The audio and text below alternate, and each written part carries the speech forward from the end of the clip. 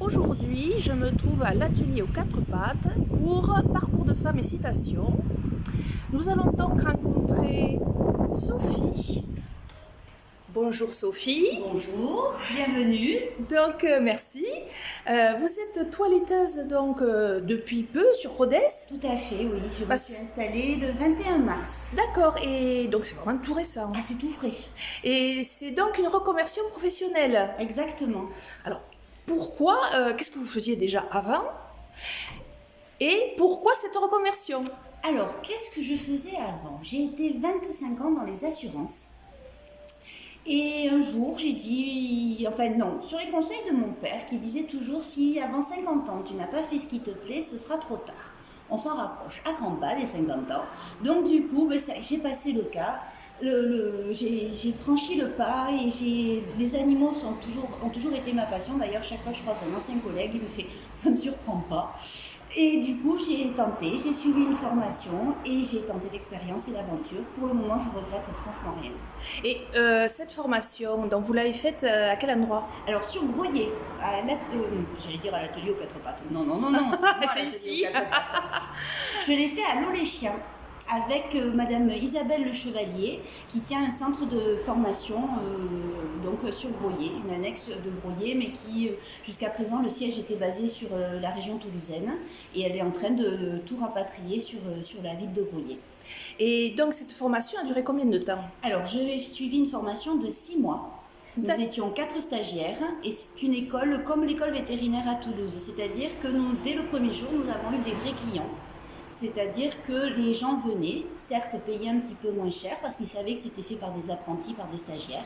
Et comme nous n'étions que 4, nous étions toujours accompagnés et bien suivis par Isabelle, voire également Jennifer qui venait le mercredi.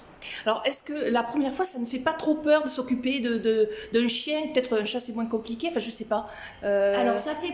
mon âge avancé, qui a toujours la trouille de tout, était un petit peu plus craintive que les jeunes qui m'accompagnaient, parce que bien entendu j'étais la vétérante du groupe.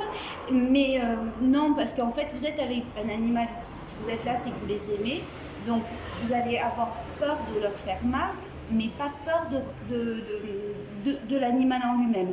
Donc peur de leur faire mal va dire être un petit peu plus lent et être un petit peu plus à l'écoute du chien. Et du coup, vous prenez confiance grâce à eux. Ils vous apprennent beaucoup. Et alors, vous dites à l'écoute du chien. Qu'est-ce que concrètement ça veut dire? Le comportement du chien sur la table, si vous l'avez, qui tourne, qui saute dans tous les sens, c'est pas parce qu'il est agressif ou c'est parce qu'il a peut-être, vous l'avez mal installé, peut-être parce qu'il a peur, peut-être parce qu'il est stressé. Nous, quand on va chez le coiffeur, on l'a choisi. Lui, quand on l'amène chez le toiletteur, on le lui a imposé. Donc, voilà, il faut apprendre à se mettre à sa compréhension et à son niveau. D'accord. Moi, je suis pour le bien-être de l'animal. Donc, si éventuellement il y a un chien qui ne va pas vouloir, on va faire une pause. Donc, éventuellement, vous lui parlez, j'imagine? Beaucoup. Ils ont mal au crâne quand ils s'en vont. Donc, vous parlez beaucoup aux chiens. Et alors, vous faites exclusivement les chiens? Chiens et chats. D'accord. Et alors, les chats, comment ça se passe? On est sur principalement de la toilette, on va dire, des mélages de nœuds, les griffes. Très peu. Depuis que je suis installée, je n'ai pas eu de chat à laver. C'est-à-dire qu'ils ne sont pas habitués. En formation, j'ai eu des chats qui étaient des chats d'un élevage. Elle nous les a menés, ils avaient l'habitude, on les lave. Donc, contrairement à ce qu'on peut penser, on peut laver un chat. Pas la tête, mais on peut laver un chat. Pas la tête, mais ils n'aiment pas trop ça quand même. Non, ils ne sont pas des gros adeptes de ça. Après, moi je fais donc, déjà quand vous les avez bien dégrossis, avec le peigne, vous avez bien tout enlevé, les nœuds et compagnie, ils se sentent vachement bien. Et les chiens, c'est donc quelque part, même si c'est de gros chiens, c'est quand même plus facile finalement. Je sais pas, ce sont deux animaux, deux êtres différents, donc le comportement est différent, l'approche est différente. Il n'y en a pas des plus faciles ou des plus compliqués, moi je les trouve tous mignons. Oui, j'imagine. Après, je propose également des massages. Des massages pour animaux? J'ai suivi animaux? une formation de massage canin par un ostéopathe canin. Et donc, alors ça se concrétise comment?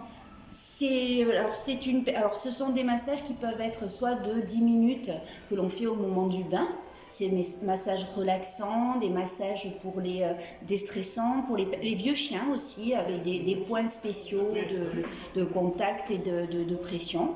Et ensuite, vous avez des massages d'1 heure qui sont proposés. Là, dans ces cas-là, l'atelier est fermé pour cause de massage, pour ne pas être dérangé par le téléphone, pour pas être dérangé par...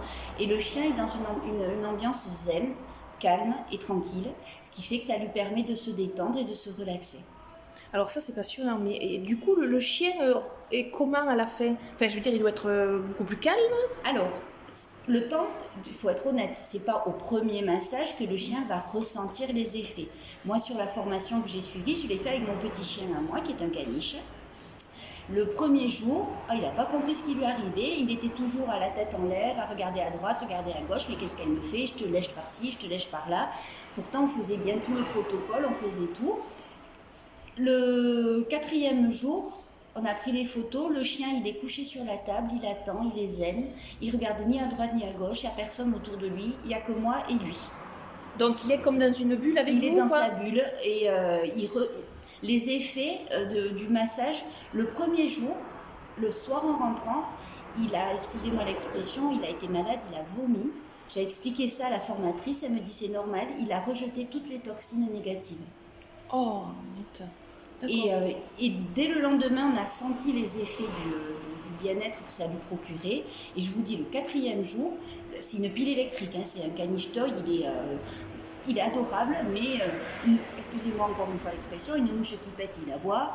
Voilà, il est à l'affût de tout ce qui pourrait être intéressant à bouger et à regarder. Le 4e jour, il est couché, il attend.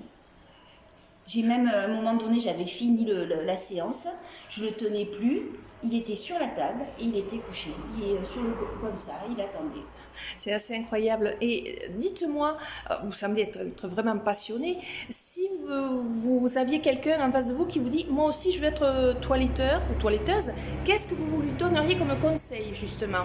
Alors, de vraiment aimer les animaux, pas que le sien, d'avoir beaucoup de patience, et de suivre une formation. Parce qu'il y a vous, aujourd'hui, si vous le souhaitez, vous pouvez vous installer toiletteur. N'importe qui peut se mettre toiletteur. Sans avoir suivi de formation? Sans avoir suivi de formation. Donc, il faut penser qu'on a des êtres vivants entre les mains. Et c'est pas parce que on va vous dire une tondeuse, c'est pas compliqué. Certes, c'est peut-être pas compliqué, mais la tondeuse avec le chien, c'est plus compliqué que ce qu'on s'imagine. Parce que le chien, il bouge. Les formations à distance sur Internet et compagnie avec ça, c'est de l'arnaque. Ça vaut ce que ça vaut, je ne vais pas juger ni critiquer. Apprendre avec un mannequin, parce que ça existe, vous avez des caniches, des chiens en mannequin, comme vous avez des têtes à coiffer, il y a des chiens à coiffer. Ah ben, vous le posez et vous faites, c'est facile. Hein. Oui, mais le problème, c'est que ce n'est pas la vraie vie, on va dire. Donc oui, rien ne vaut les formations. Il faut une formation. D'accord. Il faut suivre une formation et il faut être patient, aimer les animaux et être patient. Merci beaucoup Sophie avec pour ce témoignage et je vous dis à bientôt. À très bientôt. Au revoir. Passez une bonne journée. Merci. Au revoir.